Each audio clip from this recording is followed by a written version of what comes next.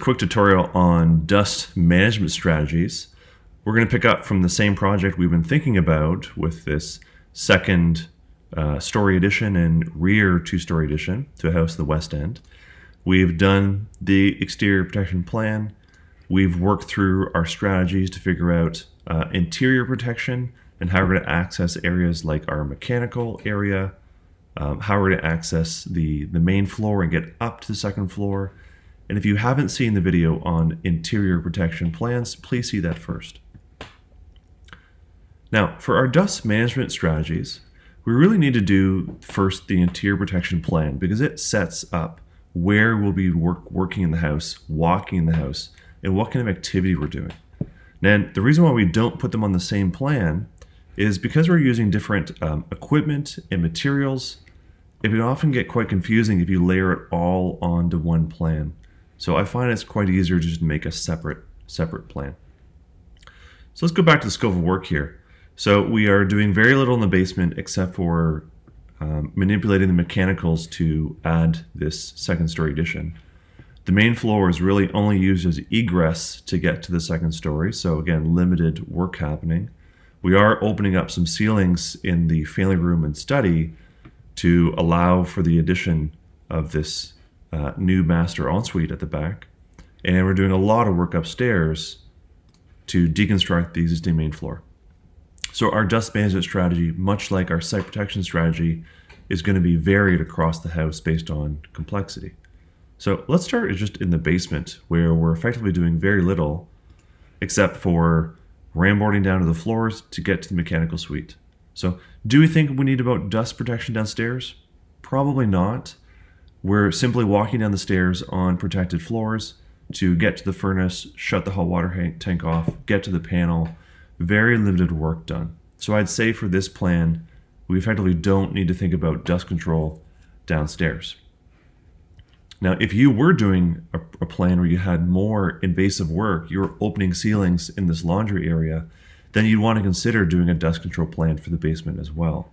But for this scope, we don't need one.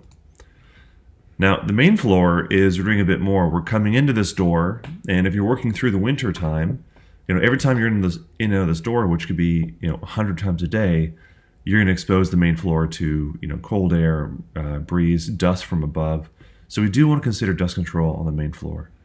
As well, we are going to be removing ceilings and opening up areas of the existing study ceiling and family room ceiling. So certainly think about dust control there because the family will be living in the house at the same time. So if we go down to our dust control, I've got a few different colors. I'm using light blue for my zip or like my poly wall with zip pulls. I'm using a red dashed line for any kind of zip magnetic door. So these are the doors that are much easier to walk through carrying materials and they're reusable. You have a blue dash line for a zip regular door. Those are just the simple zippers up and down. So again, great for a room or a space you're not doing much work in or carrying a lot of stuff in and out. I've got a green box to show where my negative air machine is. Light green line to show where I'm planning on putting my negative air ducting. And think about register covers if this is a house with forced air. So let's think about this main floor. So we were coming into the side door and going upstairs and doing a bit of work in here on the existing study. So what I'm going to be doing is I'm going to be using my blue line for my zip pulls. I'm likely going to set up a frame here that follows really the line of my floor protection from the previous drawing. So you can see I create this kind of hallway here to get to the areas where we take the ceilings out. Now by making this box here, it still allows the doorway to be open for the family to get to their living room, which they'd be using a lot more during the project. So I think that works as far as that separation on that side. And once I get into my actual area at the back that I'm thinking about doing removals, I also want to put a dust control wall across this area that aligns with my areas of floor protection.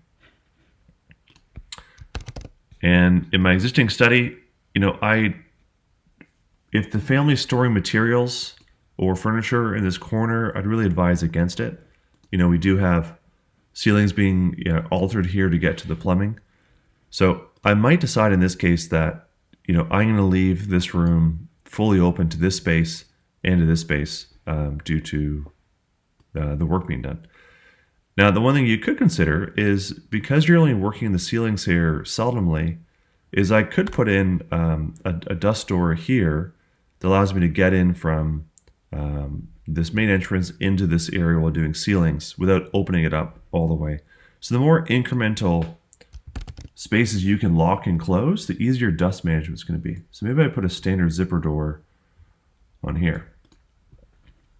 Now, for the family to get upstairs and for us to get to maybe the main floor, maybe you've got, again, a less used opening here. So I'm going to do a standard zipper door on this wall as well, just for the family to get upstairs and visit us for site visits, things like that. But it wouldn't be a high use opening. This area at the back probably doesn't need a door, because all the materials will be taken probably out through this side door, because we haven't done protection here. If I was doing something where I was going to use this back door to remove materials, I would simply move this wall down and hopefully access this sliding door, but I'm going to leave it where it was. So that kind of handles my main floor, and we'll come back to the negative air machine in a second. Let's go up to the second story. Second story, we were protecting the existing bathroom that remained. We were protecting the staircase, and then all of this, really half the roof comes off. So we have a big negative air setup to do on this second story. So if I grab my line here, I'm going to put that across the top of that staircase. That's where my separation is going to be. Because this is a high use opening, and as well it's at the top of a stairs, I don't really want to be walking up the stairs with materials, opening a zipper, placing my stuff down on my feet on the stairs, walking through, and then zipping it back up again. So definitely a great place for you to exercise using a high-use magnetic zip door. And I've got my dust partition across the whole thing. Now, that's effectively it on this floor, because the rest of it gets taken apart. I can certainly decide that, this bathroom, as we talked about in our interior protection plan video, doesn't get worked on. So I could simply say, let's actually just seal that door shut. So my blue line can represent that door has been closed. So now we have to consider how we're going to do negative air in this house. So again, in the basement, we decided that we were doing very little work and didn't need anything. On the main floor, we'll be removing some ceiling here. So I think what's going to work well is the negative air machine. So I take my little green box, and I'm going to place this towards the rear of my space here. So let me grab a square, and I'll change that to my green box. So it's a couple ways we can do our negative air machines. We can set them, ideally they're always outside of the area you're doing work, so that A, they don't get just covered in dust, because we want them to be clean. B, if they're just sitting in the room, they just recycle air and they really just blow dust around. So we want them on the outside of our area. So I can do this family where I can actually set it up, in the family room. I can just connect it to the side of the poly wall and have it filter 99.9% of the particulate, decompress this area, and then eject all the air into the family room. Now that might be quite loud for the family, so I might not want to do that here because the house is occupied. So maybe in this case, I actually do put it inside the room, but rather than have it just blow air inside the room and really kick up dust, why don't I actually eject that air that's being filtered out through this window here. So we can cut a plywood buck to cover the window. So we'd open that casement window. We would put in our little plywood insert, cut out the circle so I can connect my ducting tube to it.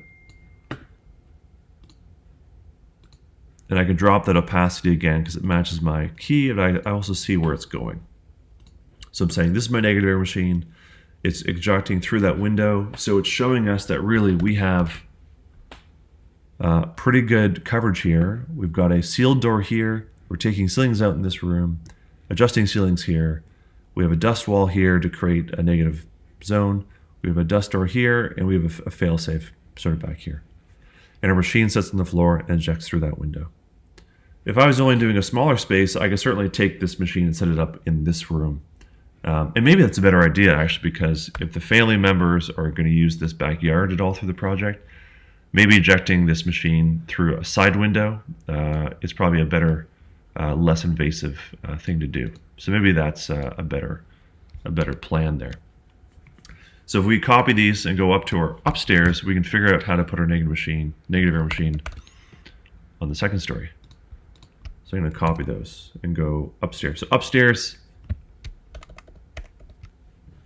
we were doing this alteration, really a huge alteration second story. We protected the stairs. We decided to put a dust door across the top with a magnetic zipper door. We sealed off our bathroom. Now we can figure out where we want our negative air machine to go. So you could use the same approach and say, listen, let's put it in the hallway and the stairway, eject it through the window, and then connect a duct to the side of our enclosure to create negative pressure in here. And that doesn't work so well because the machine sits in the stairs, so really not that safe. We could alternatively place it in this room, but it's going to be creating negative pressure in the stairs, and we want it to happen up here. So we might do the same thing where we actually stick it in this room in the front, connect it with our duct here, and eject it outside. And because we have a nice enclosure set up at the top of the stairs, and we've sealed off that doorway, if this machine turns on and ejects through that window, it's going to be depressurizing this entire upper floor and not the staircase because we have a separation here. And it's also going to make sure dust doesn't get into this bathroom because it's pulling all the air from here and injecting it out this front window. And because it looks like these windows don't come out, this machine can probably sit there for a lot of the project. If this whole area came off as well, like the back does, I might say, let's actually put the negative air machine on the inside of this bathroom. We'll eject it through that window, and I'll set it up on a switch in the hallway so I can turn it on and off without actually going in this room very often. So I think this setup kind of works for this floor. If you had much smaller scopes of work, you could simply set up the machine and tape it right to the backside of the poly to depressurize a small room like this bathroom. But for this case, this project, thinking about the staging and where you'd be working is important to think about your dust control strategy. Now, this house has boilers and has radiators, so we don't need any register covers because it doesn't have any forced air. But if you did have a forced air system, any area where you're considering doing negative pressure, you'd want to seal all the registers in front of the window. So I'd take my orange box and I'd show the register in the front window gets covered. It gets covered in the existing bedroom too, and it gets covered in the stairway. But in this case, I have a radiant house with rads, and I don't need that. So that's a simple approach to how we do a dust control strategy and negative air setup. Again, you have to start with your site protection plan for the interior, and then show us how that kind of supports your dust control strategy, because the two go together. Thanks.